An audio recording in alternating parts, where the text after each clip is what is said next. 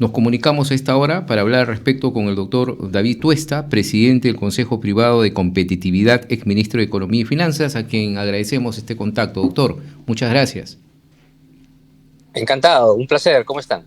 Bien, hemos ya dado a conocer estas cifras el día de ayer del INEI, hoy también esta mañana, pero hoy hemos escuchado ya el pronunciamiento que ha hecho la presidenta de la República, Dina Boluarte, de alguna manera excusando esta situación económica que vivimos los peruanos, argumentando que se debe a estas manifestaciones que hubo, muchas manifestaciones a finales de 2022 y comienzo de 2023, al cambio climático, al fenómeno Yaku y a esta situación que ha dado esta pobreza, los índices que hayan subido de pobreza. Pero lo que nos llamó más la atención, doctor David Tuesta, es esta excusa que dio el ministro de Economía, José Aristas, ¿no? Diciendo que la hemos sacado barata, porque las cosas hubieran podido ser mayores. Si viene del propio ministro de Economía, esta clase o este argumento que da preocupa más. ¿Cuál es su apreciación sobre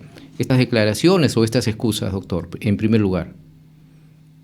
¿Cómo está? Encantado otra vez. Mire, más allá de las declaraciones, ¿no? Hay un tema, yo creo que es claro, ¿no? Que ha habido una pésima, o viene existiendo una pésima gestión económica que se ha profundizado durante el gobierno de Perú Libre. Aquí hay que recoger varias etapas, ¿no? Que explica cómo hemos llegado a esta situación en nivel de pobreza. El Perú viene en un franco retroceso en su nivel de crecimiento potencial, es decir, lo que estaría en capacidad de hacer desde hace 15 años. Y uno puede observar cómo ese nivel de crecimiento potencial ha venido reduciéndose. Y de la mano de ese crecimiento potencial, la tasa de pobreza primero empezó a disminuir ya no tan rápido como sucedía antes del 2012, 2013. A partir de esa época, uno empieza a observar que la tasa de pobreza sí cae, pero va cayendo más lento. De tal manera que luego de estar creciendo a niveles de 6, 5%, bajamos a una nueva meseta de 4%, 3%. Hemos estado por debajo del 3 los periodos anteriores, luego hemos estado en recesión. Y con ello la pobreza pues ha llegado a los niveles que estamos observando, ¿no? Recordemos, antes de la pandemia, el nivel de pobreza en el Perú estaba en 20% en el año 20%. 2019. Uh-huh. 20%. Y hoy estamos en 29%, ¿de acuerdo? Y yo creo que al final lo que ha terminado de dar un puntillazo no es el tema climatológico, las marchas. Eso, claro, puede explicar, digamos, algunos aspectos que han reforzado la situación, pero en gran medida ha sido esa apuesta que ha traído la izquierda peruana en el país, que no ha empujado las reformas necesarias para hacer del país una plaza más productiva, ¿no? Al final, el problema de la pobreza en el país no es que fallen los programas sociales, ni las transferencias, ni que falten bonos, ¿no? La mejor solución de la pobreza en un país es que el país crezca, porque al crecer hay inversión privada y esa inversión privada contrata gente y esa gente tiene ingresos y con más ingresos hay menos pobreza. Y yo simplemente quiero soltar un dato. Fíjese usted, cuando ve la tasa de pobreza a nivel de regiones, uno observa que la tasa de pobreza más baja en el país está en Ica, 6.7. Nada más, parece primer mundo. ¿Y qué pasa en Ica? Sector privado. El sector más moderno de agroexportación del país, donde los trabajadores, la población económicamente activa está empleada al 100%, es en Ica. Y por eso usted ve esa tasa bajísima. Ahí no hay ningún programa social, digamos, que haya hecho ese milagro. Uh-huh. No. El milagro lo hace un mercado que funcione, trabajo y empleo. Y uno dice, oye, si sucede en Ica, está dentro del Perú, pues puede suceder en otras partes. Y valga señalar que lo que sucede en Ica es a pesar de los enemigos del desarrollo, porque recuerda usted cómo fue atacado la agroexportación durante los últimos años. Pero ahí tiene Ica como un gran bastión. Y otras provincias similares del norte también están entre los más bajos. Pero claro, Ica claramente, ¿no?, es un espacio, una burbuja de baja pobreza en el país, y la explicación es inversión privada. Ahora, en ese sentido, bueno, ICA, ¿no? Es por un buen trabajo también de las propias autoridades. Lo contrario, en el norte del país pasa en Cajamarca, doctor Tuesta, pese a ser un país muy rico, ¿no? Que lamentablemente en este informe da a Cajamarca como una de las regiones más pobres, lamentablemente. Cajamarca es una región que se ha venido cerrando desde hace algún tiempo a la inversión privada en el sector minero. Eh, Recientemente se está, como que empezó a darse cuenta, ¿no?, del error que han cometido al tildar como enemigo del país o de enemigo de la región a la minería, ¿no? Y claro, la inversión minera pues trae, efectivamente, como se puede observar en otras regiones como Apurímac, con la presencia de las Bambas, ¿no? Pero claro, esto podría ser aún mayor si no es más el impacto que tiene la minería sobre la reducción de la pobreza en estas zonas mineras, es, en ese caso sí, por las falencias que tiene el Estado en hacer uso de los grandes recursos recibidos por la minería a través del CAN. Se ejecuta o se deja sin ejecutar en estos distritos mineros más del 40%, sin ejecutar. Y con esos recursos hace tiempo que se hubieran construido hospitales, se tendrían las mejores carreteras de verdad del país, se tendrían buenos sistemas educativos. El dinero ahí está sin ejecutarse. Fíjese usted, eso siempre me gusta recordarlo cada vez que puedo. El distrito más rico del Perú es San Marcos. San Marcos está en Ancash. San Marcos tiene un presupuesto, ese distrito, el distrito de San Marcos, un presupuesto que es mayor al que tiene el distrito más pudiente del Perú, San Isidro, ¿no? Que todo el mundo escucha San Isidro, la zona de los ricos. Bueno, San Marcos tiene, yo le podría decir, casi 10 veces el presupuesto que tiene para inversión pública que tiene San Isidro.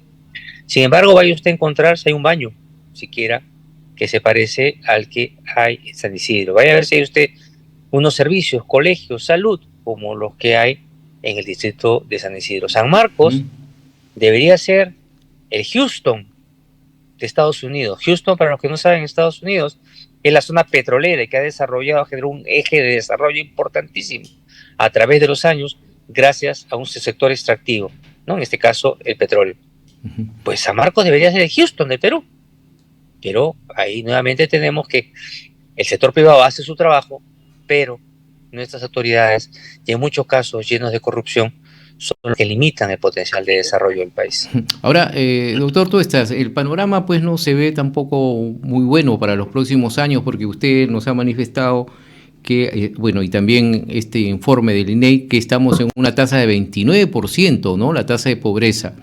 Y en el tiempo de la pandemia, o antes prepandemia, estábamos al 20%. ¿Va a costar mucho llegar a ese 20%, doctor? Sí, lamentablemente. Nosotros hemos hecho varios cálculos que también lo han hecho otras instituciones, lo cual encuentra que creciendo a tasas de 3%, nos va a tomar, que es la proyección que tiene el gobierno, que aspira y que hoy además vemos lejana, creciendo a 3%, nos va a tomar 2 décadas, 20 años, regresar a esa tasa prepandemia. Es más, creciendo a 6%, nos tomaría una década.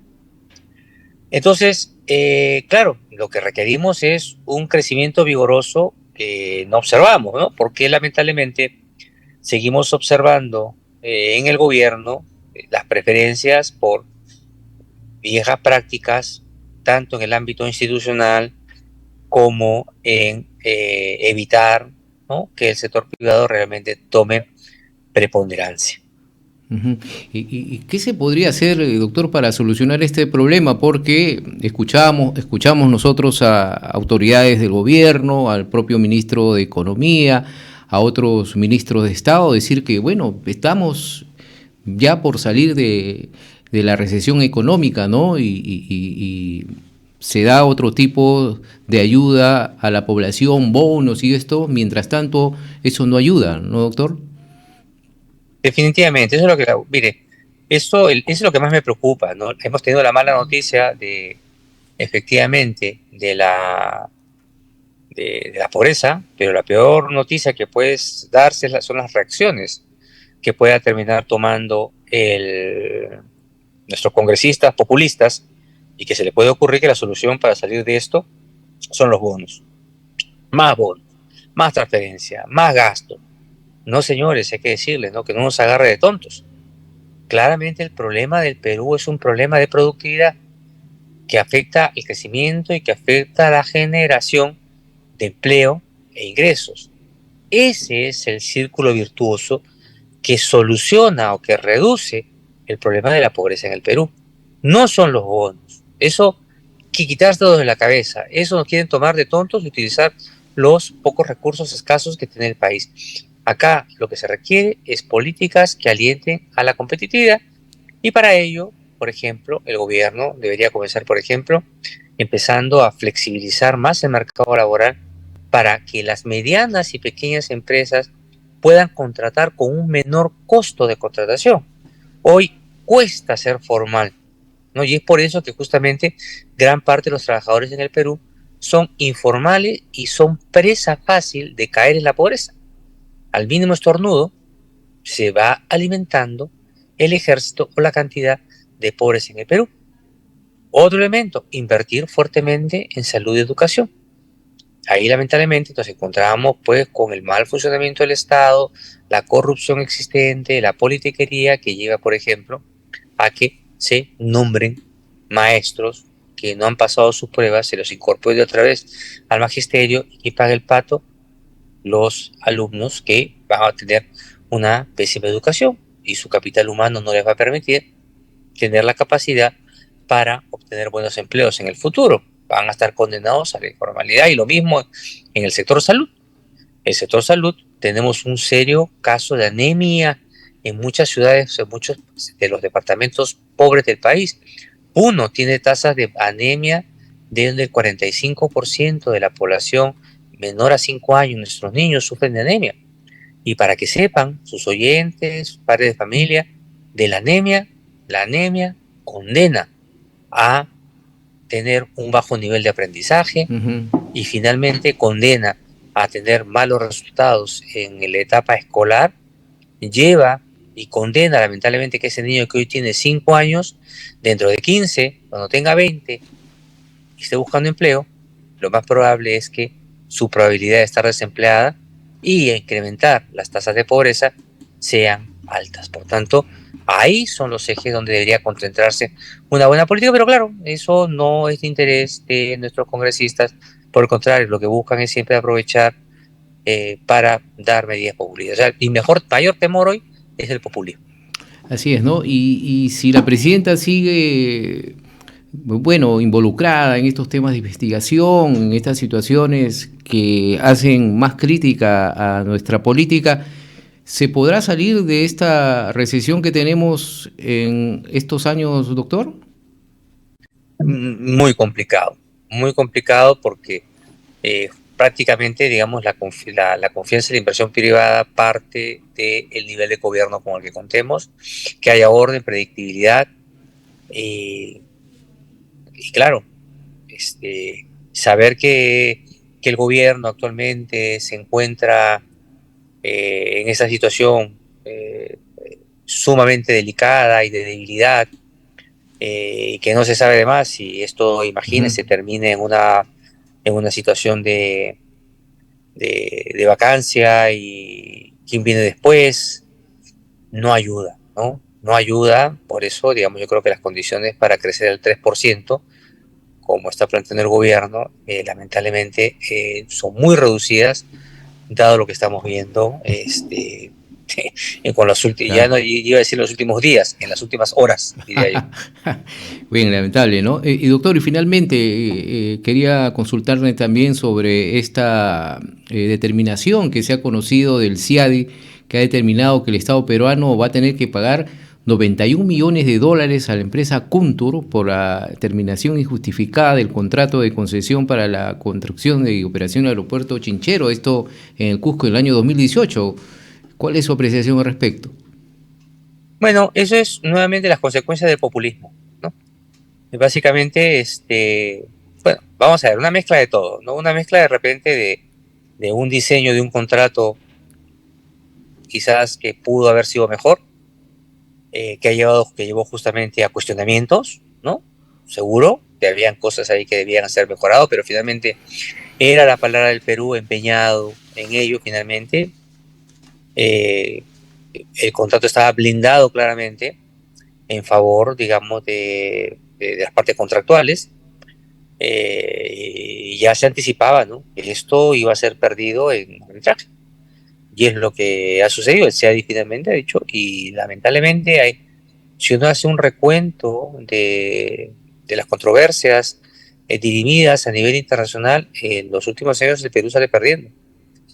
Y temo yo que muchas de otras decisiones que se han tomado en esa misma vía por presiones políticas, claro, manipulación también a la opinión pública, ¿no?, en la cual la autoridad del momento administrando una determinada obra de infraestructura, concesión, se ve apurado, ¿no?, o presionado, o casi obligado a tomar ese tipo de decisiones por salvar una situación política del momento, pero eso es lo que nos cuesta.